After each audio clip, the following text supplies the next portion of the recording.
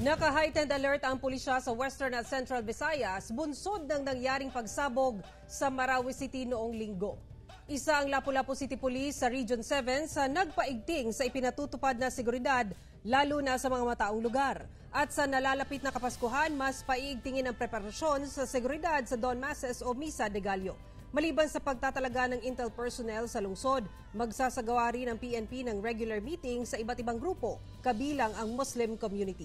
Samantala, pinaigting din ng Police Regional Office 6 ang pagbabantay sa mga pampublikong lugar o sa mga matataong lugar sa Western Visayas matapos ang pagsabog sa Dimaporo Gymnasium ng Mindanao State University sa Marawi City sa Lanao del Sur habang may ginaganap na misa nitong linggo. Naka-heightened alert ang kapulisan sa riyon bilang precautionary measures upang mapigilan ang posibleng pag-atake ng rebeldeng grupo.